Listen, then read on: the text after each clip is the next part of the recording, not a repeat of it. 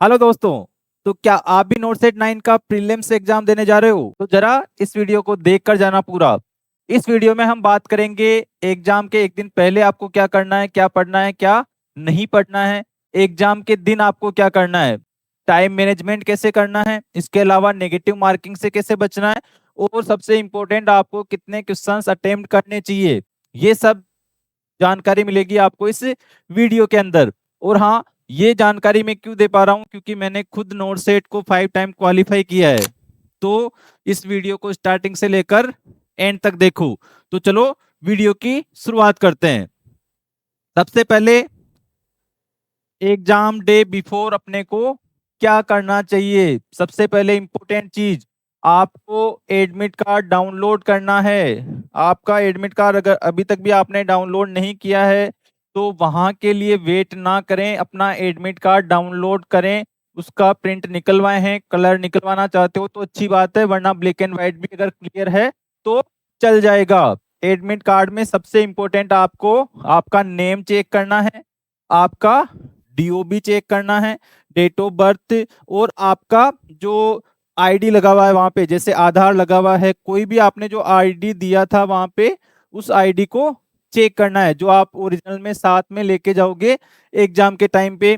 ये तो हो गई आपके एडमिट कार्ड से रिलेटेड बात। वहां के लिए वेट मत करना, तुरंत से एडमिट कार्ड की 2 कॉपी डाउनलोड कर लेना। एक ही लेके जानी है आपको वहां पे, एक आप अपने पास में रख सकते हो इन फ्यूचर कोई जरूरत पड़ी तो। ठीक है, तो आपको एक एडमिट कार्ड लेके जाना है ओरिजिनल अपना। उसके अलावा एक आपकी आईडी जो आपने एडमिट कार्ड फॉर्म भरते टाइम फिल किया था वो आपको ओरिजिनल लेके जानी है। ठीक है, ये 2 चीजें आप लोग हमेशा याद रखोगे। वहां पे जो इंस्ट्रक्शंस दिए गए हैं उनको केयरफुली पढ़ना। मैं क्या करता था, एडमिट कार्ड डाउनलोड करके इंस्ट्रक्शंस को छोड़ देता था। इंस्ट्रक्शंस को पूरी तरह पढ़ना, 10 मिनट लगेगा इंस्ट्रक्शंस पढ़ने में, कोई बुराई नहीं है। पूरे इंस्ट्रक्शंस हमने पढ़ लिए। इसके अलावा आपको क्या करना है, रिवीजन 13 को अगर आप रिवीजन कर रहे हो तो क्या करना है, ओनली शॉर्ट नोट, कोई फ्लो चार्ट बना रखा है, कोई टेबल बना रखी है, या इंपॉर्टेंट कोई एमसीक्यू लग रहा है तो वो, बस इतना ही। इंपॉर्टेंट चीज, avoid new topics.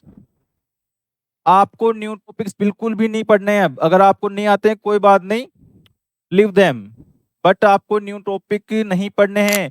Panic discussion, अरे भाई तेरे को वो क्वेश्चन आता है क्या, अरे भाई तेरे को वो जीके का क्वेश्चन पता है क्या, है ना, एम्स का फलाना का डायरेक्टर कौन था, नहीं पता तो छोड़ो, भाड़ में जाने दो। अब जो आपने अब तक पढ़ा है सबसे बेस्ट है, 100 में से 50 मार्क्स लेके आओगे, सिलेक्शन हो जाएगा, पर क्लियर आने चाहिए आपके। ठीक है, तो आप पैनिक डिस्कशन नहीं करोगे अब कल परसों तक। माइंड एंड बॉडी केयर, आपको 7 से 8 घंटे की नींद लेनी है। अरे सर नींद कैसे ले, हमें तो आती नहीं है, एग्जाम के एक दिन पहले तो नींद ही नहीं आती। तो आप कोशिश करो कि कम से कम 5-6 घंटे की तो प्रॉपर साउंड स्लीप आपको आए। अलार्म लगा के सो एग्जाम डे के दिन के, कि हम तुरंत से जग जाएं। घर वालों को बोलो, फ्रेंड्स को बोलो कि हमें जगा दे एग्जाम सेंटर पे पहुंचने के लिए। पर आपको साउंड स्लिप लेना है, एग्जाम सेंटर पे एक दिन पहले पहुंच जाओ। तुम्हारी जिंदगी बदलने वाली है, फिर पता नहीं कितने चक्कर काटोगे एम्स के, तो एग्जाम के लिए भी उतना कर लो थोड़ा सा, है ना। तो सेम डे ट्रेवल ना करें, टाइम पे पहुंच जाएं। बारिश का टाइम है, जल्दी से एग्जाम सेंटर पे 2 आवर्स बिफोर पहुंच जाएं और एंट्री अपना जल्दी से ले लें। ये अपना एग्जाम डे बिफोर कार्यक्रम रहने वाला है।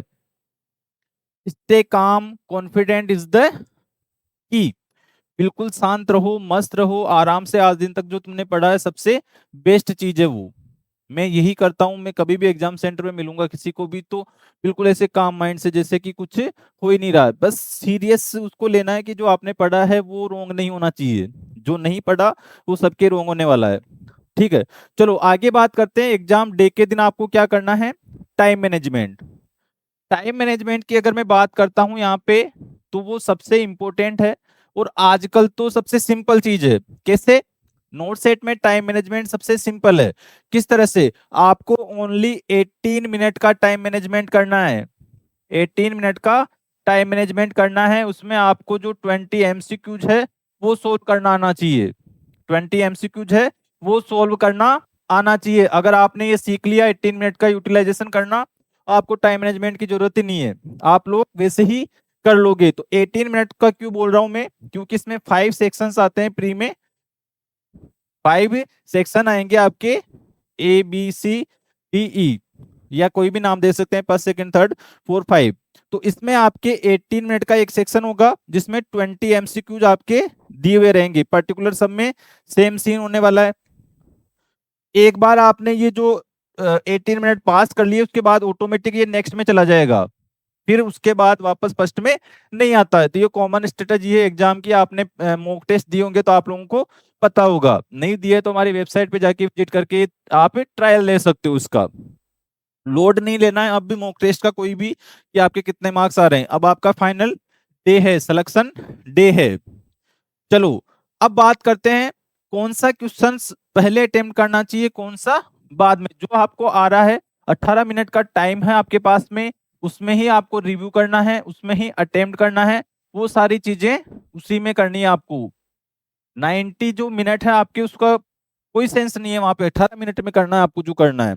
ठीक है, start with your strongest subject for confidence, जो आपको आता है। चाहे आपको 5 क्वेश्चन आपको लेफ्ट करने पड़ रहे हो वहां पे, 6th नंबर का आता है तो आप 6th ही अटेम्प्ट करो। ऐसे नहीं एक नहीं आया, दो नहीं आया, तीन भी नहीं आ रहा, चार भी नहीं आ रहा और कंफ्यूज हो गए वहां पे। कोई बात नहीं है, नहीं आ रहा, 6th आएगा, 10th आएगा, 11th आएगा, आपको वहीं पे जाके उसको क्लिक करना है।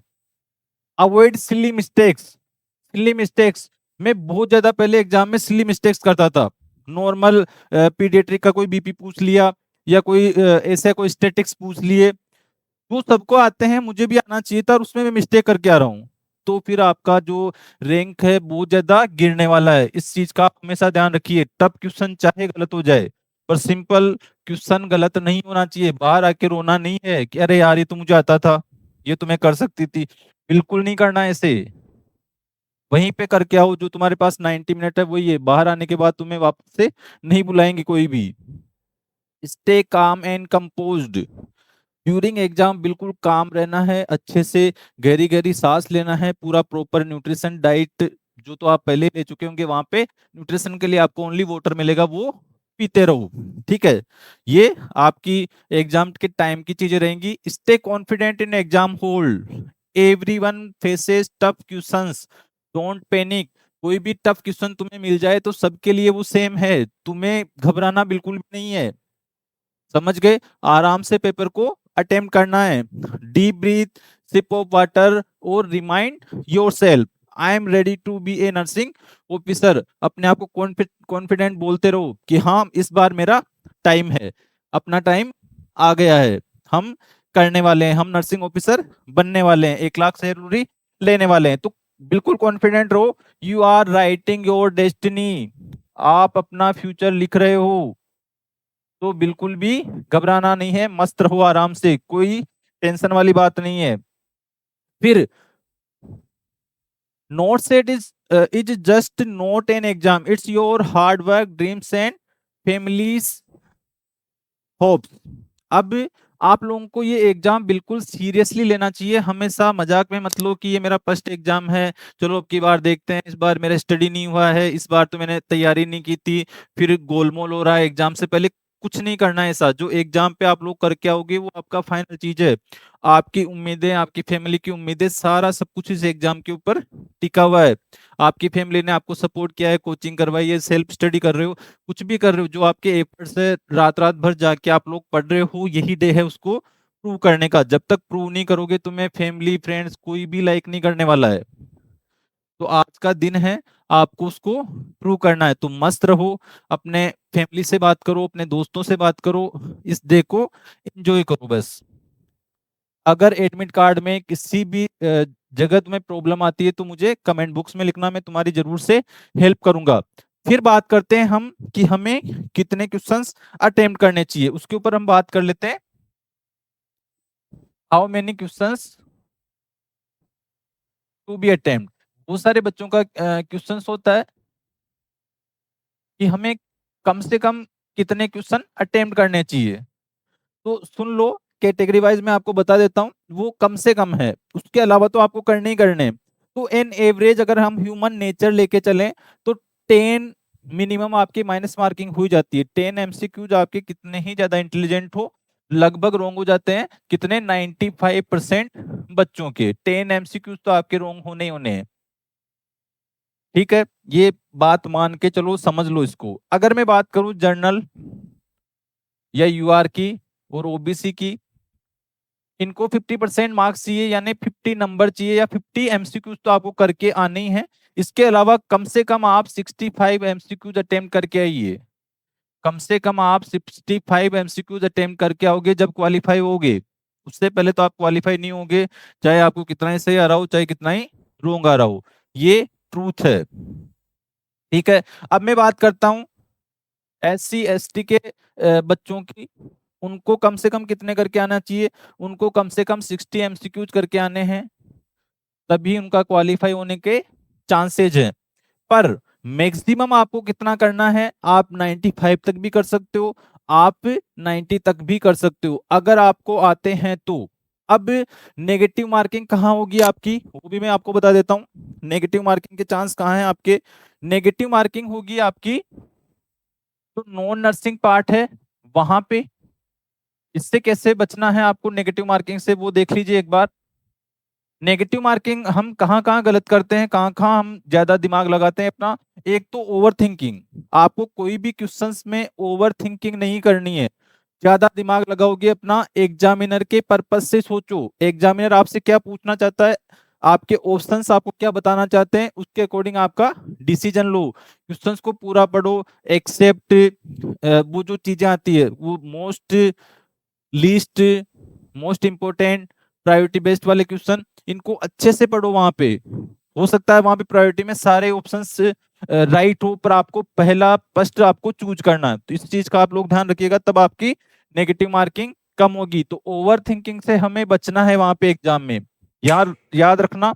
दूसरा चीज आपका, जब आप एटलीस्ट 2 ऑप्शन एलिमिनेट कर दो, एटलीस्ट 2 ऑप्शन एलिमिनेट कर दो, तब आप उस क्वेश्चन को अटेम्प्ट करने लायक हो, वरना नहीं हो। मतलब 50-50 का मतलब क्या होता है? ये नहीं होता 50-50 का मतलब कि आपको 2 ऑप्शंस आ रहे हैं।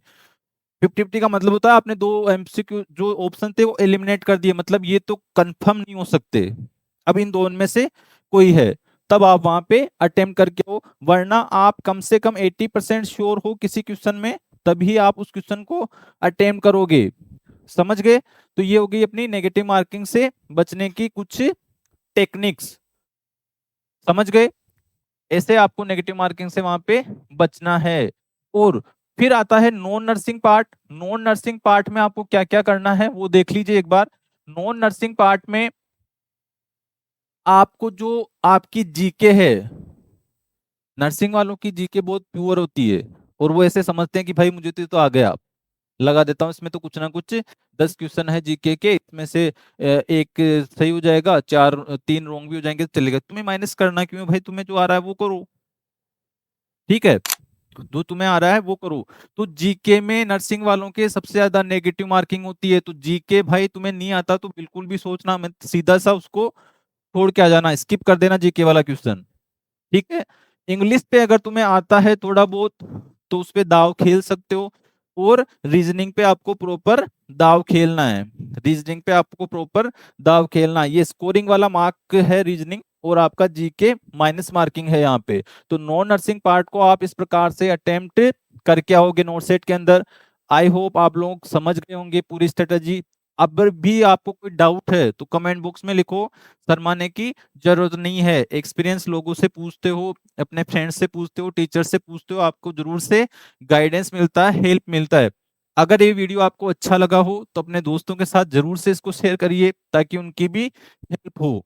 ठीक है, और कमेंट बॉक्स में जरूर से लिख देना कि I will be next nursing officer in name AIIMS.